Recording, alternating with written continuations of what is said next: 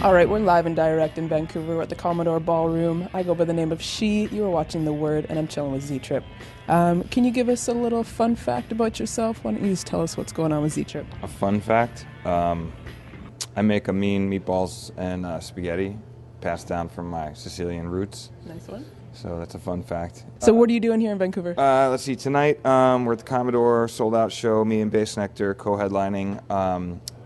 He and I met at Shambhala Festival, and I was going on after him, and I was like, I kind of wanted to make it as seamless as possible, so I called him. I'm like, hey man, we should do a little, something where we bounce from your stuff to my stuff so there's no downtime. I'm really not a fan of downtime in general on any DJ show, so that was sort of what got us talking. Then, we totally hit it off, and when we did the show, we didn't really have anything planned. We were just sort of like, did it over the phone, like, hey, well, I'll do this, I'll do that. Okay, we'll figure it out. When we got there, we just both did it, and it worked. And both of our fans we found out, are sort of one and the same. But it really is kind of cool because it's both worlds coming together, me being the very turntablist world and his being the very sort of electronic bass world. So it's kind of cool. When that shit went down in that election, we were all there biting our nails. I know you guys were doing the same thing.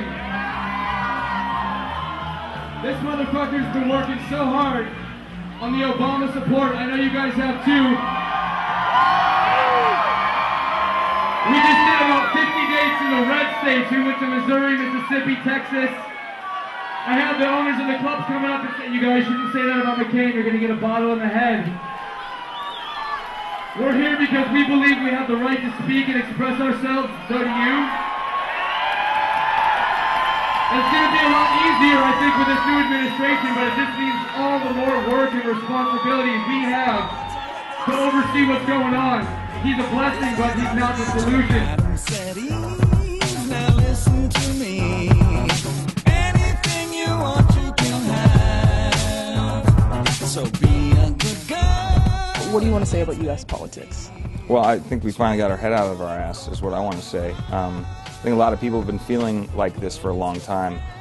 It just took a lot. It took Obama to rally everybody and get everybody to unite and get behind one voice. I think it's great. I think hopefully we have a chance to actually rewrite some of the history and go back and change a lot of the policies that Bush put in place that were all that were shit. So I got behind Obama though 100%. I thought that was the guy, and his message super inspiring.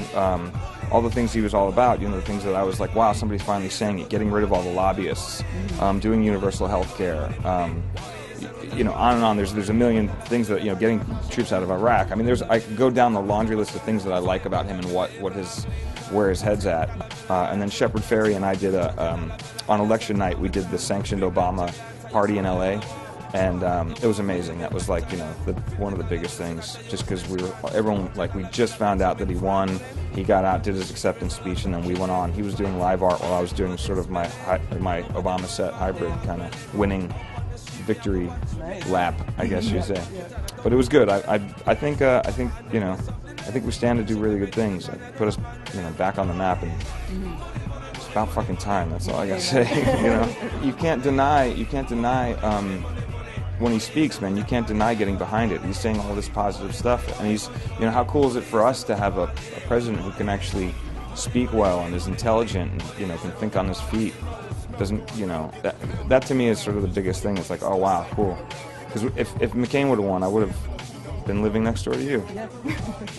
With all that being said, and with this, resurgence of positive energy in a really huge authority positions, where do you see just kind of the music community going from here? Because I think there's been, as far as mainstream hip hop goes, I think there's been a lot of not so good music that's hit the airwaves and on the radio. Yeah. And, what are your thoughts? I think it's gotten to the point where the economy sucks so bad that if anyone's rapping about having a whole bunch of money and big cars and everything, it's kind of like, well, they're lying, because nobody's got big cars or big money anymore.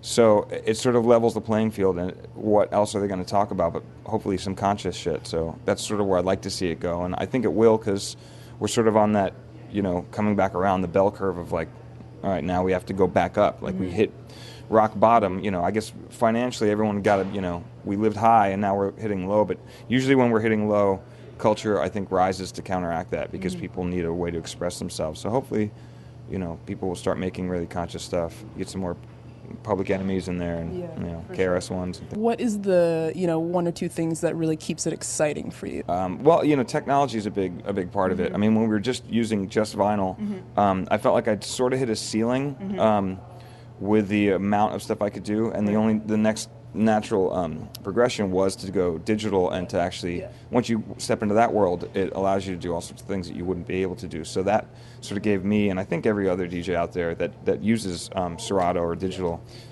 stuff, it gives them a breath of fresh air, and it gave me sort of a new angle on things. So I'm sort of riding that wave for now, but you know, really it's all about sort of bringing new things to the table, or trying to interject new tunes, or tunes that people wouldn't normally play, or getting down with musicians that you wouldn't normally play with, or just trying to do something different rather than just here's you know, my set. It's you know, 128 beats per minute for an hour and a half or something. You know what I mean? It's like totally the most boring thing to me is to hear somebody play, you know, unless you really specifically want to hear that. But I like going all over the place. That's what keeps me excited about it, is not really knowing where I'm going to go.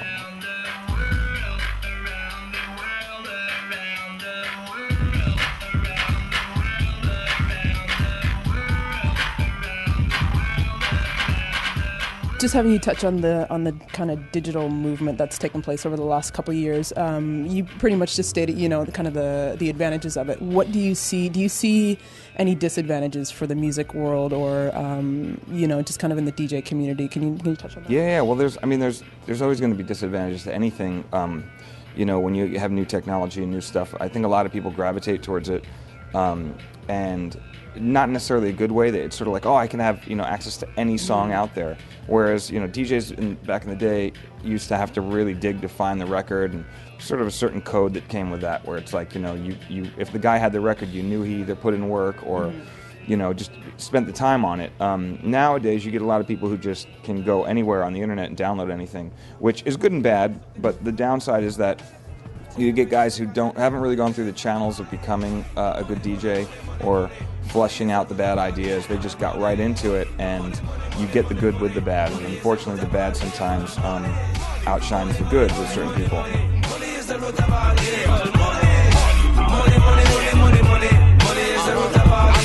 Smell going around, I'm getting pounded in the ground with this funny money still cycling around. You know the Euro, picking Uncle Sam and you know De Niro, the real all evil.